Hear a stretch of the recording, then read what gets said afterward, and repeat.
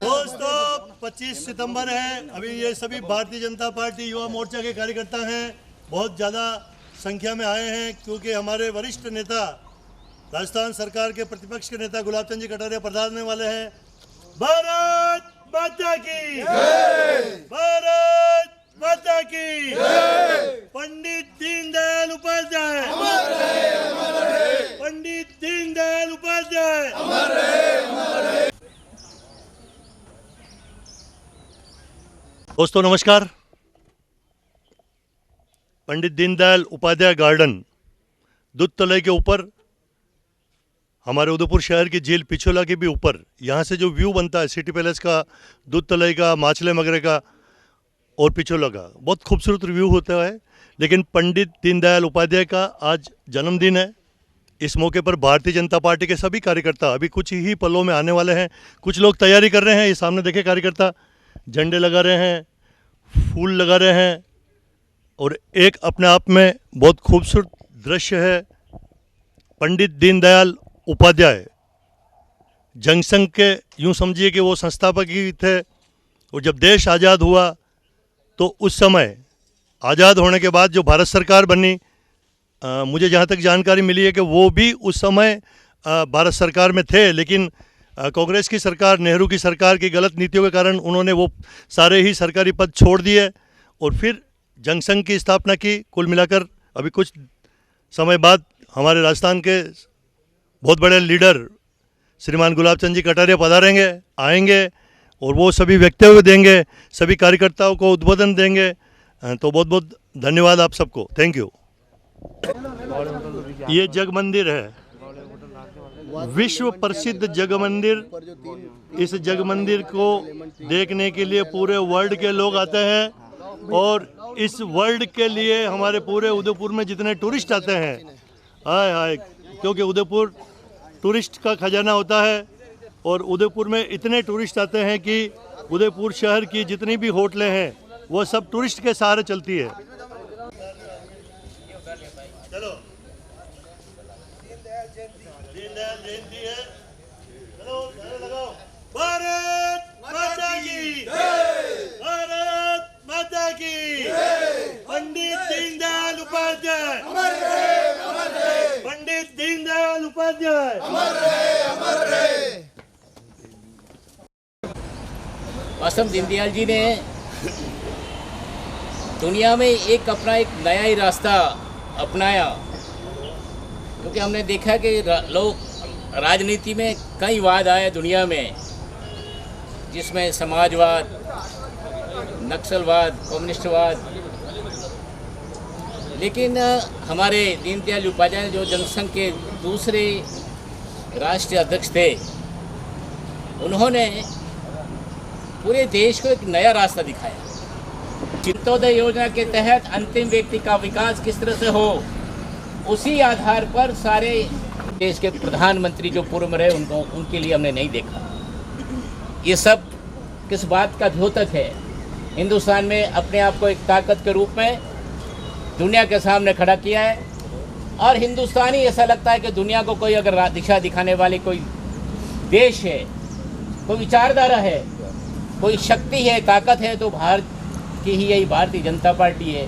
जो यह कहूँ तो अतिशयोक्ति भी नहीं कि उनके त्याग से और बलिदान से जो राख निकली थी और उससे जो चिंगारी बनी, वो आज पूरे देश में नहीं विश्व में भारतीय जनता पार्टी का फैलता हुआ क्षितिज है। तो उसका श्रेय है तो पंडित दीनदयाल उपाध्याय जी को। हम सब कई बार कार्यक्रमों में एकत्रित भी होते हैं और उनके जीवन के बारे में और बाल्यकाल से लेकर शिक्षा काल का संपूर्ण वर्णन हम अनेक बार सुनते हैं। पहला शब्द ही दीन, तो दीन बंधु की तरह से जिस तरह से उन्होंने जीवन में संघर्ष प्राप्त किया, बहुत ही अल्प आयु में संपूर्ण परिवार को उन्होंने अपने आंखों के सामने एक एक करके जाते हुए देखा। उपाध्याय जी का 105वां जन्म जयंती समारोह हम यहाँ सब मना रहे हैं। इस अवसर पर मंच पर विराजमान हम सबके परम श्रद्धेय आदरणीय शांति जी भाई साहब, आदरणीय सुनीला जी भाई साहब, आदरणीय ताराचंद भाई साहब, प्रमोद जी भाई साहब और फूल जी भाई साहब, बहन किरण जी, महामंत्री जी और हमारे बीच में परम श्रद्धेय हम सबके मार्गदर्शक आदरणीय कटारिया साहब पधार गए हैं।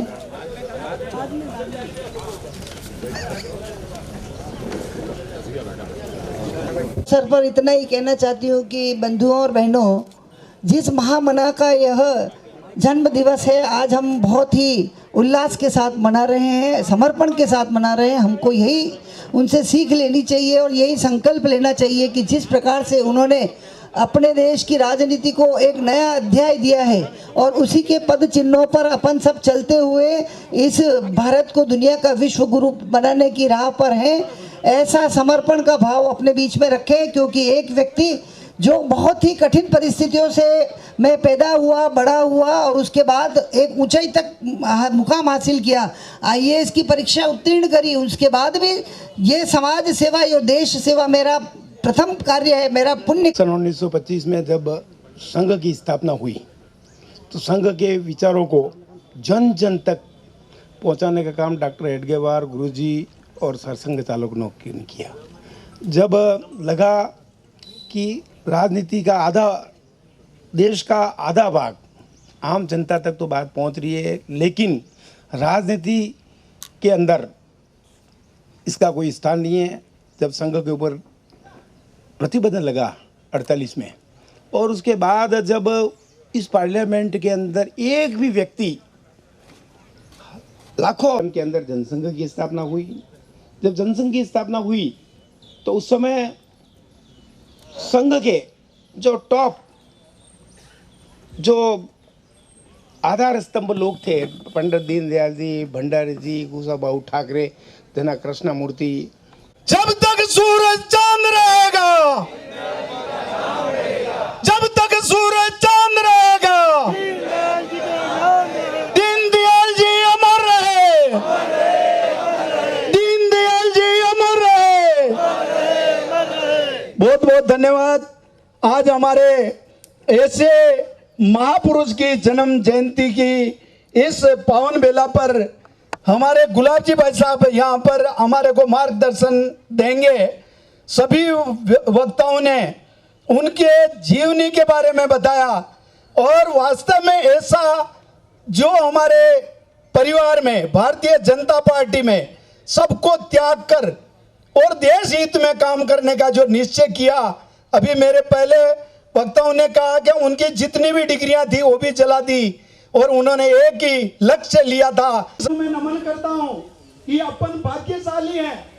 दीनदयाल जी उपाध्याय ने जो वास्तव में इतनी तपस्या की, और यहाँ पर जो मंच पर बैठे हैं ऐसे महान पुरुष जो गुलाब जी भाई साहब और शांति जी भाई साहब के पॉइंट चुनने के लिए कहा, एक करो या तो शाखा चलाओ और या फिर हमारे यहाँ नौकरी करो। आपने अपने झोली डंडे उठाए और शाखा चलाने को महत्व दिया और वास्तव में ऐसे अनेक उदाहरण इनकी जीवनी में है।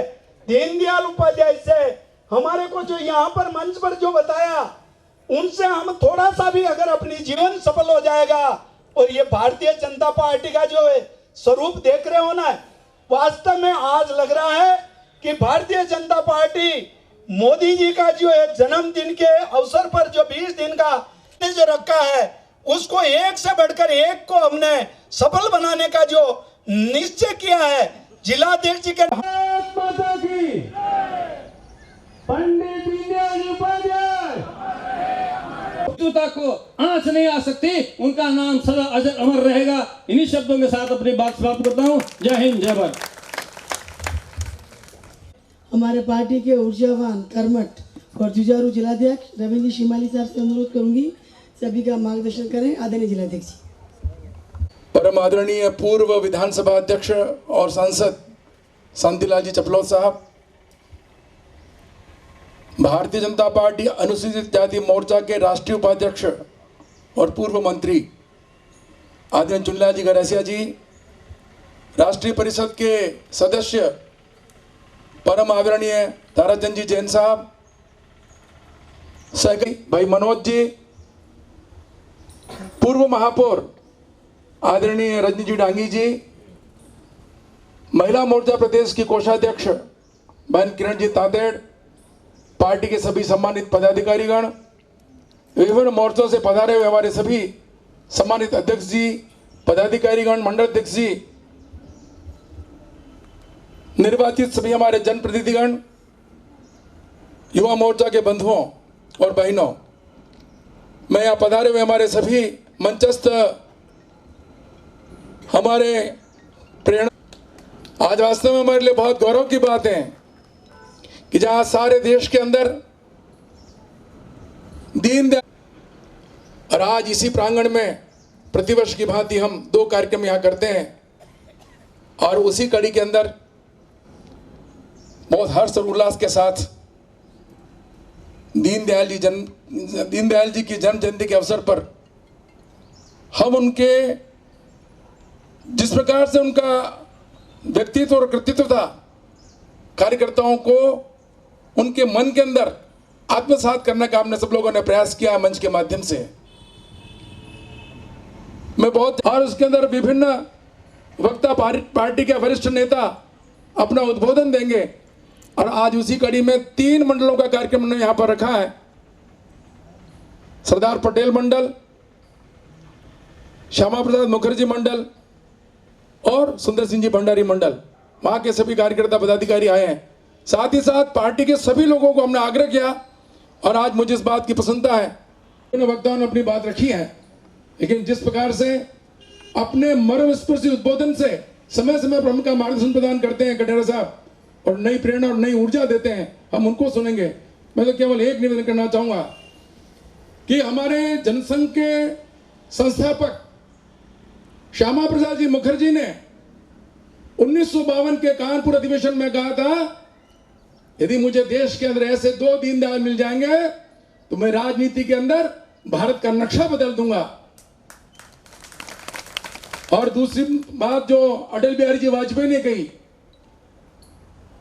एकात्मानवद के प्रणेता थे, अंत्योदय के प्रणेता थे, प्रखर राष्ट्रभक्त थे, बहुत अच्छे लेखक थे, चिंतक थे, कुशल संगठक थे।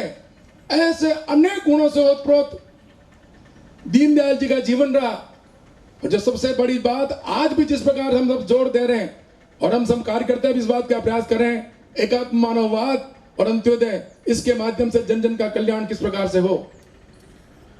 1968 में जब मुगल सराय के यहाँ पर दीनदयाल जी की हत्या कर दी गई, जिन रहस्यमय परिस्थिति के अंदर उनकी जो पंडित दीनदयाल उपाध्याय,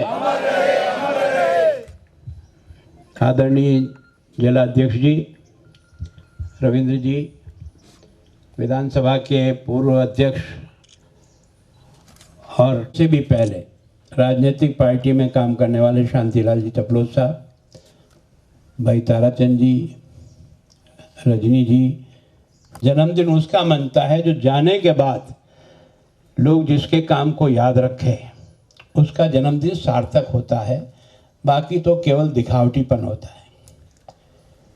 पंडित दीनदयाल जी उपाध्याय को ईश्वर ने मानो किसी काम के लिए भेजा हो। ये भी कोई न कोई प्रकृति की एक अजीब चक्र है कि ऐसे व्यक्ति को जब भेजते हैं तो उसको ठोक ठोक करके मजबूत करने का भी प्रयास करते हैं। मैं सोचता हूँ उनके जो बचपन में जो दृश्य उनके सामने उपस्थित हुआ वो आदमी को झकझोरने के लिए पर्याप्त था। पिताजी की मृत्यु 2.5 साल में, ननिहाल में मामा के साथ रहकर के परवरिश हो रही है और 7 साल की उम्र में माँ का भी स्वर्गवास हो जाता है। जो नाना पालन करा था उसकी भी डेथ हो जाती है। छोटा भाई शिवदयाल था, वो भी आते आते 11 साल में वो भी चला गया। मानो ईश्वर ने मौत के थपेड़ों से इस बच्चे को समझाने का प्रयास किया कि मनुष्य क्या है और क्या होना है। लेकिन ईश्वर की कुछ कुदरत थी कि ये चोटें मार मार करके उसको मनुष्य जीवन क्या होता है, ये क्या कर सकता है, काल के थपेड़ों ने उस बच्चे को निर्माण किया और काल से लड़ने की ताकत दी। मैं सोचता हूँ एक के बाद एक के बाद एक के बाद एक, और एक अनाथ बच्चे की तरह से पल रहा है। जब अनाथ बच्चा पलता है ना, तो कई बार हम लोग भी देखते हैं अपने पास पड़ोस में, ईश्वर उसको अजीब ताकत देता है जो बाकी बच्चों से बहुत अच्छा हो जाता है। अपन ने कई लोगों के ऐसे बचपन देखे होंगे जिनके घर में बचपन में सब प्रकार के कष्ट आ पड़ गए, माँ बाप भी छोटी उम्र में चले गए, लेकिन ईश्वर उसको दूसरी तरफ से ताकत देता है। और इसलिए 9 साल तक तो पढ़ने जाने का सवाल ही पैदा नहीं हुआ, और एक तरह से खाना बदोश जैसे घूमता है ना, वैसे उसकी ज़िंदगी का दौर चला। धानक्या में, धानक्या के बाद कोटा में, कोटा के बाद गंगापुर में, गंगापुर के बाद सीकर में, मतलब हमेशा जहाँ नाना मामा का ट्रांसफ़र होता रहता था वहाँ अपने परिवार के साथ ये चलता रहता था। पता है ना, वो जीवन का अर्थ नहीं समझता, और जो इसका मुकाबला करता है दम से, ईश्वर उसे ताकत देता है। ये भी बालक ऐसा ही हुआ है कि जब कभी भी इसने पहली बार इसका प्रकट हुआ सीकर के कल्याण हाई स्कूल में, जहाँ 10वीं का बोर्ड था, राजपूताना बोर्ड पूरे राजस्थान का। उस बोर्ड का जब रिजल्ट आया था तो पुराना जितना राजपूताना बोर्ड का रिकॉर्ड था वो सारा रिकॉर्ड टूट गया, और वो सबसे नंबर 1 पे तोड़ दिया। स्वाभाविक रूप से हेडमास्टर को कहा कि बच्चे को देखना जाए, बुलाया। अब बिल्कुल शरीर ऐसा दुबला पतला था, कपड़े भी इसी प्रकार के थे। जब लेके गए तो उन्होंने बहुत प्यार किया, उसके सर पे हाथ घुमाया, पास बिठाया और पूछा, इसकी सारी दास्तान सुनाई। तो उसने कहा कमाल है। उसने कहा बच्चा तू जब तक पढ़ेगा तब तक सीकर इस राजघराने से तुझे वजीफ़ा 10 रुपया और तेरे पढ़ने की सामग्री का सारा पैसा मेरे यहाँ से तुझे मिलता रहेगा, तू पढ़ाई को जारी रख। व्यक्ति का जीवन बदला, ऐसे ही सब जगह टॉप करता चला गया। और बाद में भंडारी जी दोनों ही कानपुर के स्कूल में, कॉलेज में साथ ही पढ़े। व्यक्ति का जीवन बदलने के लिए ईश्वर कोई रचना करता है, आपकी मेरी भी की है। हम बहुत भाग्यशाली हैं दोस्त, हम जिस विचारधारा से जुड़े हैं, ये विचारधारा देश निर्माण की विचारधारा है, व्यक्ति की चाकरी करने वाली विचारधारा नहीं है। संघ में भी पूजा की तो भगवत ध्वज की, गुरु माना तो उसको माना, और हमारे यहाँ भी हम सबका आधार एकमात्र देश निर्माण है। और जब देश निर्माण की इस यात्रा में उनको जो संस्कार, भाऊराव देवरस वहाँ प्रचारक थे उस समय, कानपुर के कॉलेज में जाना होता ही था संघ का काम को बढ़ाने के लिए, तो वो उस छात्रावास में भी गए जहाँ ये रहते थे। भंडारी जी दोनों साथ रहते थे, इनको वहाँ की शाखा पे ले गए, स्वयंसेवक बनाया। स्वयंसेवक के पर जो संघ के बारे में जानकारी मिली, उससे उनके मन की रचना बनना शुरू हुआ। और 40 में वो जो संघ के शिक्षा वर्ग में नागपुर गए थे, तब नागपुर में डॉक्टर हेडगेवार जिसने संघ की स्थापना की और अभी 96 वर्ष चल रहा है, उस डॉक्टर हेडगेवार बीमारी अवस्था में भी उस शिक्षा वर्ग में आए थे, और उन्होंने इतना ही कहा कि आज मैं छोटा भारत देखकर मुझे बहुत प्रसन्नता है कि मैंने जो बात सोच करके जिस काम को मैंने प्रारंभ किया, उसका एक लघु भारत का दृश्य मैं आज देख रहा हूँ। मुझे लगता है कि ईश्वर इस कार्य को सफल करेगा। उसके बाद उनकी मृत्यु हो गई। उसके बाद उन्होंने 42 में संघ के प्रचारक बन गए। गुरुजी ने दोनों साथ गए थे, भंडारी जी भी थे और दोनों साथ ही पढ़ते थे, और दोनों ने कहा कि हम दोनों का निश्चय है कि हम इस राष्ट्रीय कार्य के लिए अपने सारा जीवन आपको समर्पित करते हैं। गुरुजी ने दीनदयाल जी को तो कहा तुम प्रचारक बनो, तुम्हें उत्तर प्रदेश भेजते हैं, और भंडारी जी को कहा कि नहीं, अभी कुछ खाना कमाना सीखो। मतलब समझ में आता है कि आदमी के अंदर कहीं भी छोटी मोटी भी कमी हो तो उसको वो पहचाने, और पहचानने के बाद अगर वो दृढ़ निश्चय है कि मुझे इसी रास्ते पर चलना है जो रास्ता इन कांटों में से निकल के जाएगा, तो इसका मन तैयार होना चाहिए। भंडारी जी ने आकर के यहाँ वकालत शुरू की, फिर शिक्षा भवन में हेडमास्टर साहब बने, उनको 42 में प्रचारक बना दिया, भंडारी जी को 46 में प्रचारक बनाया।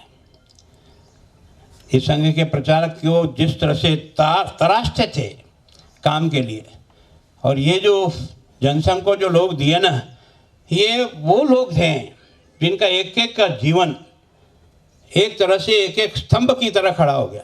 नानाजी देशमुख इसी में से थे, है ना, यज्ञदत्त शर्मा इसी में थे, जगन्नाथ जोशी इसी में थे, कुशाभाऊ ठाकरे इसी में थे, जनाकृष्ण मूर्ति इसी में थे, अडवाणी जी इसी में थे, अटल जी इसी में थे, दीनदयाल जी इसी में से थे। ये बिल्कुल क्रीम, ये क्रीम जो है वो जनसंघ को दी। किसके लिए? काम खड़ा होता है, उसका जो आदर्श है ना वो कितना मजबूत है।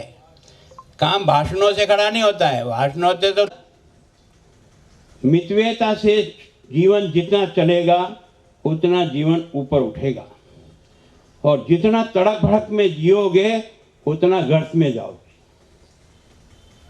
जिंदगी में है आपके पास सब कुछ है, लेकिन उपयोग उतना ही करो जितना आपको शरीर को ठीक प्रकार से संचालित करने के लिए जरूरी हो।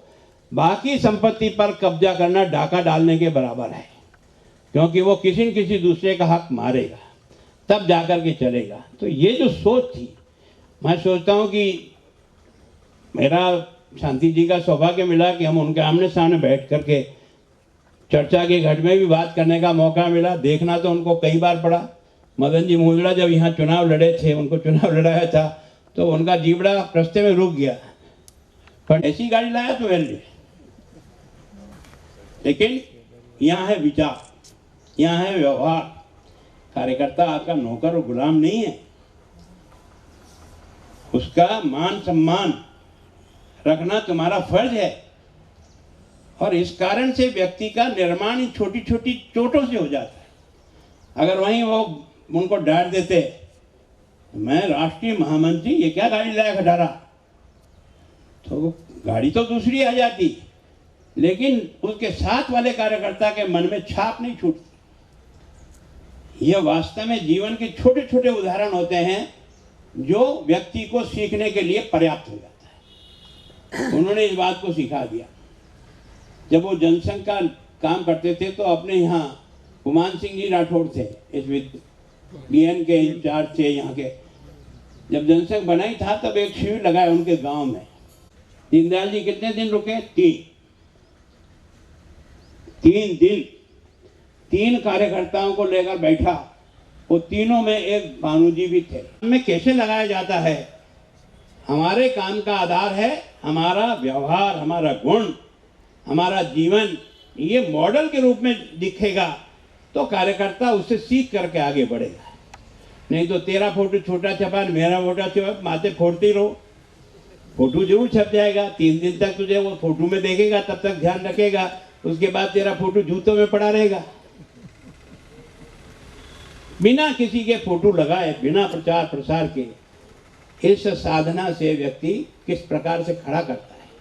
हमेशा गोल्ड मेडल प्राप्त कर रहे हो, तुम आईएएस की परीक्षा दो, पास हो जाओगे। पास हो गए, पास हो गए। इंटरव्यू में गए तो उनके कपड़े और उनको शरीर देख करके लोग मजाक करने लगे। उन्होंने कोई जवाब नहीं दिया।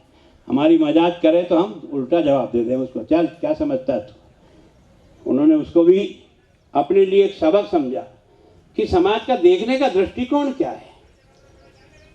और उसके बाद में उस आईएएस में पास हो गए। जब नौकरी का सवाल आया तो मामी के हाथ जोड़ के कह दिया, आपने जो कहा वो मैंने कर दिया, लेकिन मेरे जीवन का निश्चय मैं कर चुका हूँ। मुझे संघ के राष्ट्रीय कार्य के द्वारा, बाद में जिद नहीं की। और ये सब डिग्रियां लेकर जब प्रचारक बने ना, तो लखीमपुर जिला उनको मिला था। उनकी जो टूटी फूटी संदूक थी उसमें ये सब सर्टिफिकेट थे, जिसमें इन्होंने गोल्ड मेडल और जो भी स्कॉलरशिपें मिली थी उसका रिकॉर्ड था। उसने अपने कार्यकर्ताओं को संचकों को उतारने के बाद उन्होंने सब छांटे। जो दूसरे काम के थे वो कागज अलग निकाल दिए, बाकी सब उनके सर्टिफिकेट। जिंदगी में इस रास्ते जाना नहीं, इसलिए इनसे प्यार किस बात का? ये जल जाए तो मन और कठोर होगा कि जिस साधना के रास्ते पर मैं चला हूँ वो साधना का रास्ता मेरा मजबूती से आगे बढ़ेगा। ये जीवन का संघर्ष। और मैं सोचता हूँ कि उनका जब भी भौतिक वर्ग होता था ना, तो परम गुरुजी बाद में आते थे तो पूछते थे कि हम जब संघ शिक्षा वर्ग में थे कि सबसे कठिन किसका लगता, तो दीनदयाल जी लगता है। समझ में नहीं आता, चीती में भीती जाती, आत्मा में परमात्मा जाता है, कैसे जाता है, किधर से जाता है, अभी कुछ पता ही नहीं लगता क्या है, क्या थ्योरी है। पर वो व्यक्ति कहता है कि आप जो कुछ करना चाहो इसके अंदर सब चीज़ें मौजूद है। तुम्हारे शरीर में भगवान ने वो सब चीज़ें दी है कि तुम जो चाहो, जो सोचो वो पूरा कर दो। इसीलिए कहते हैं ना, तुम नर से नारायण अगर बन सकते हो तो इसी आकृति में बन सकते हो। बाकी भगवान देवता भी ये आकृति से नहीं प्राप्त कर सकते जो मनुष्य प्राप्त कर सकता है। और इसलिए उन्होंने साम्यवाद दोनों सबको फेल करते हुए उन्होंने जो एकात्म मानववाद जो दिया, एकात्म मानववाद क्या, मनुष्य का जैसा आपका मेरा शरीर है, यही इस राष्ट्र पुरुष का शरीर है। और इस राष्ट्र पुरुष में जितने लोग रहते हैं वो सब इसके अंगभूत हैं। असहाय है, उसकी पीड़ा को समझो और समझ करके उसके दर्द को दूर करो, तब जाकर के तुम भारत रूपी इस मानव शरीर को ताकतवर बना सकोगे। कम्युनिस्टों का थ्योरी फेल हो गई, वो लेनिन और सब कहीं धराशायी हो गए। उन्होंने कहा यार क्या लाया है इस एकात्म मानववाद को। जब लोगों ने पढ़ा, बड़े बड़े विद्वानों ने जब इसकी चर्चा की, लगा यार इस आदमी ने क्या काम को करने चले ना, वो काम ईश्वरीय कार्य है। तुम्हें सफलता 100% मिलेगी, असफल तुम हो नहीं सकते, क्योंकि तुम्हारा काम ईश्वरीय कार्य है। जब तुम्हारा काम ईश्वरीय है तो फिर वो तुम्हारी मदद करेगा जहां। और दूसरा ने 1 फीट खोदा और कोल मिल गया। तो हार और जीत में एक बाल जितना अंतर है। सेकेंड वर्ल्ड वार में भी आपने देखा होगा, जो सेकेंड वर्ल्ड वार का जिस तरह से युद्ध हुआ था उसमें लगा था कि गया, लेकिन इंग्लैंड के लोगों ने जिस प्रकार से बहादुरी से उसका फैस किया कि हार जीत में बदल गई। तो जीवन में यही बात होती है, ये हार जीत का खेल चलता रहेगा, पर सफलता और असफलता के बीच में हल्की सी रेखा का अंतर है। और अब हम सफलता की ओर काफ़ी आगे बढ़ गए। भगवान की कृपा ही थी कि 14 में नरेंद्र मोदी जैसे आदमी के हाथ में ये भी कोई कालचक्र घूमा होगा या कहाँ नरेंद्र मोदी, कहाँ चाय की दुकान, कहाँ परिवार की स्थिति, पर संघ के संपर्क में आने के, संघ के प्रचारकों के जीवन के साथ मिलने के कारण आदमी की दिशा ही बदल गई। तो दरिद्र नारायण की सेवा करने का संकल्प लेकर काम को किया। अब तक कितने प्रधानमंत्री पार्लियामेंट में गए होंगे, लेकिन सीढ़ी पे कोई धोख नहीं लगा है। ईश्वर ने मानो उससे पता नहीं क्या समझ में आई, केवल उसका पार्लियामेंट के सीढ़ी पर धोख लगना, इसका मतलब ईश्वर ने एक बहुत बड़ा दिखा दिया हिंदुस्तान को कि व्यक्ति की नम्रता, लोकतंत्र के प्रति श्रद्धा, ये मंदिर है लोकतंत्र का। यहाँ बिना खाए पिए भी काम करने की ताकत ईश्वर देता है। और उसे देखकर आश्चर्यचकित हो गया वो कि यार क्या आदमी है यार, साला उतने ही घंटे काम कर रहा है और उसके बाद 9 दिन तक पूर्ण उपवास रख करके भी काम कर रहा है।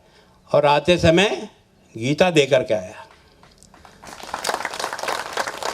समझा दिया हिंदुस्तान को कि हम बहुत भाग्यशाली हैं। हमारे पूर्वजों ने वो चीज़ें दे रखी हमको, जिनको समझ करके अगर पालना करते हुए आगे बढ़े ना, तो हम बहुत कुछ कर सकते हैं। ये ग्रंथ नहीं है, ये हमारे आदर्श स्तंभ है। पेन के भाषण झाड़ के चले जाना, धूड़ा झटक देना कोई अर्थ नहीं है। 3 दिन में ये कार्यकर्ता भूल जाएगा। आज भले तुम इस पद पे हो, इतने भाई साहब कर रहे हैं, जब भाई साहब इस पद से हटरेंगे ना, अगर इन्होंने ठीक किया होगा तो याद करेगा, नहीं तो मुंह में भी मोड़ेगा, देखेगा भी नहीं। किसी भ्रम में मत जाओ। अगर तुम्हें जो कुछ प्राप्त करना है वो अपने अंदर है, कहीं भीख मांगने की जरूरत नहीं। जो कुछ करना चाहो स्वयं करो और स्वयं के आधार पर इस काम को आगे बढ़ाओ, क्योंकि हमारा काम उन 130 करोड़ जनता के जीवन को खुशहाल बनाना लगे। और अब यात्रा बहुत अच्छी तरह से आगे बढ़ गई है।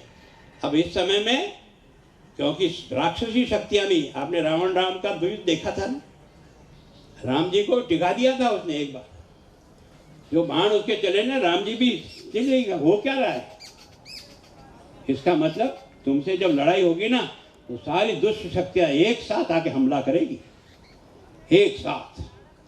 1 वर्सेस ऑल होगा, और 1 वर्सेस जब ऑल होगा ना, तो तुम्हें अपनी ताकत कितनी संचय करनी पड़ेगी कि ऑल को पछाड़ करके भी भारत का झंडा ऊंचा करने का काम हम करेंगे। ये काम होगा सर, ये काम को बढ़ाकर हम किस तरह से अच्छा कर सकते हैं, इसका प्रण करोगे तो तुम और हम अपनी आंखों से इस देश को विश्व गुरु के स्थान पर देख पाएंगे।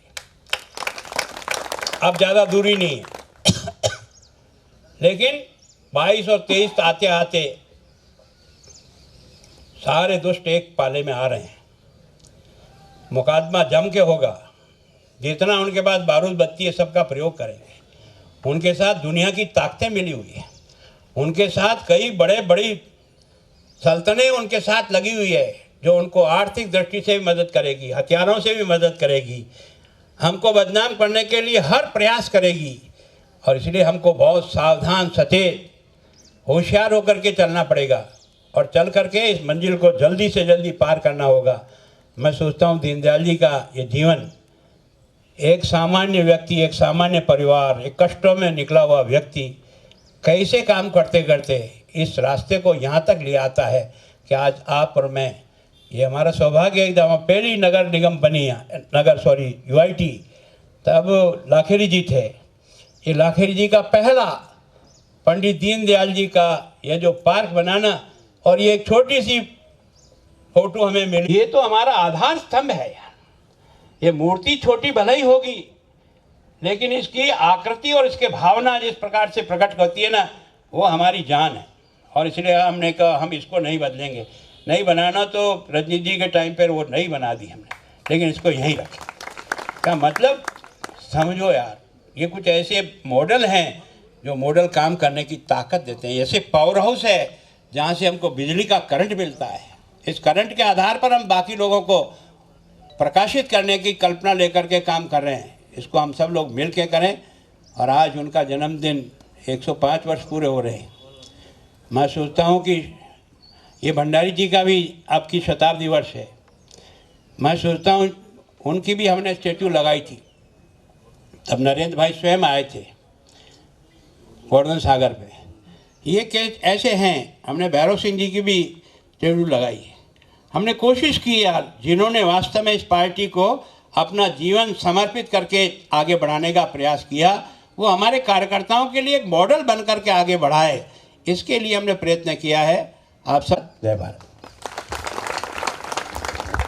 अब मैं धन्यवाद के लिए आमंत्रित करती हूँ मेरे साथी महामंत्री भाई गजपाल जी से आए और इतनी बड़ी संख्या में उपस्थित सभी का आभार ज्ञापित करें। के मार्गदर्शक परम श्रद्धेय दीनदयाल जी उपाध्याय जी की इस जन्म जयंती पर हम सबका मार्गदर्शन देने के लिए, हम उनके जीवन और कृतित्व के बारे में पढ़ा, लेकिन उनकी परछाई जिस व्यक्तित्व में नजर आती है, ऐसे हम सबके मार्गदर्शक परम श्रद्धेय गुलाब चंद जी कटारिया साहब, नेता प्रतिपक्ष, हम सबके मार्गदर्शक जिला के मुखिया, संगठन के मुखिया परम श्रद्धेय रविंद्र जी श्रीमाली साहब, पूर्व विधानसभा अध्यक्ष शांतिलाल जी चपलो साहब, चुनीलाल जी ग्रासिया साहब, ताराचंद जी जैन साहब, प्रमोद जी सामर साहब, फूल सिंह जी मीना साहब, किरण जी तातेर, किरण जी जैन साहब, उपस्थित समस्त देवतुल्य कार्यकर्ता बंधु, विभिन्न मोर्चों के पदाधिकारी, मातृशक्ति, आप सभी को, चूंकि आज अलग अलग कार्यक्रम 9 बजे मंडलों में है, लेकिन इतनी बड़ी संख्या में आप सब उपस्थित हुए, मैं हृदय की अंतर्गहराई से आप सबका धन्यवाद ज्ञापित करता हूं। जय हिंद, जय भारत। पुष्पांजलि का कार्यक्रम में एक एक क्रम में पुष्पांजलि करें, यही भी होगा और पुष्पांजलि वहां पे भी होगी।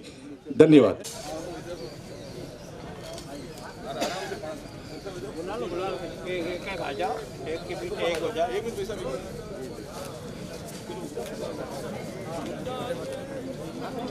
पंडित दीनदयाल उपाध्याय अमर रहे, अमर रहे, अमर रहे, अमर रहे। दीनदयाल उपाध्याय अमर रहे। भारत माता की जय।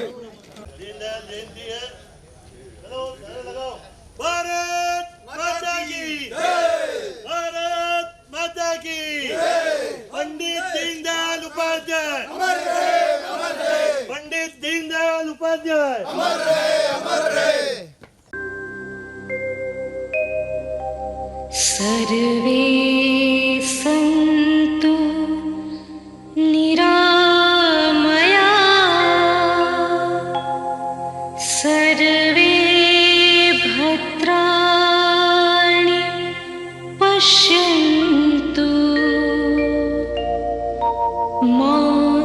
कश्चित् दुःख भाग भवे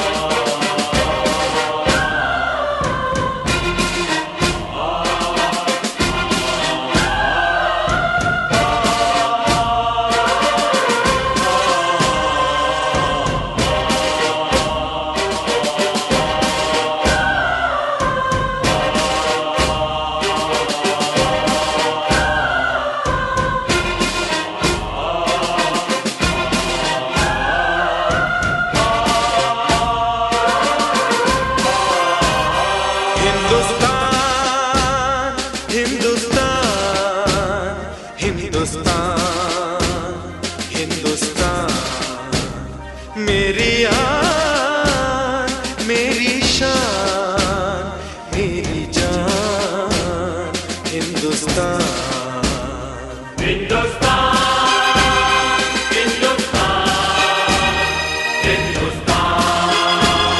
हिंदुस्तान। ये बहुत बड़ा पोस्ट कार्ड अभियान चल रहा है, सभी कार्यकर्ता आए हैं। हमारे भारतीय जनता पार्टी के महामंत्री श्रीमान मनोज जी मेघवाल बताएंगे। भाई साहब ये क्या हो रहा है? ये एक पोस्ट कार्ड अभियान चल रहा है भाई साहब। 17 तारीख को मोदी जी का जन्मदिन था, तो 17 तारीख से लेकर 7 तारीख तक 20 दिनों का एक अभियान हम लोगों ने लिया है। अलग अलग तरह के सेवा कार्य किए जा रहे हैं। उसके तहत मोदी जी ने जो जो भी योजनाएं दी है, कई प्रकार की केंद्र सरकार की, समाज के अंतिम छोर पे बैठे व्यक्ति तक लाभ कैसे पहुंचे, उसके लिए जो योजनाएं बनी है, तो उन योजनाओं हेतु हम मोदी जी का धन्यवाद ज्ञापित कर रहे हैं कि उज्ज्वला योजना अगर मोदी जी ने दी तो उज्ज्वला योजना के लिए मोदी जी का आभार। जो जो योजनाएं दी है, जल जीवन मिशन दिया, बेटी बचाओ बेटी पढ़ाओ दिया, तो सबके लिए हम लोग देखिए इस तरह से ये सभी कार्यकर्ता लोग, हमारे नगर निगम के पार्षद भी है, भारतीय जनता पार्टी के सभी कार्यकर्ता भी है, और मेरी पत्नी हंसा माली भी है, कुल मिलाकर लिया। ये सभी लोग पोस्ट कार्ड भेज रहे हैं। मनोज जी भाई साहब बहुत बहुत धन्यवाद, थैंक यू वेरी मच। चालो लो, जय हो देवेंद्र जी, चालो लो सत्यनारायण जी भाई साहब की जय हो। जय हिंद, जय मेवाड़। प्लीज मेरे YouTube चैनल को सब्सक्राइब जरूर करें। Thank you.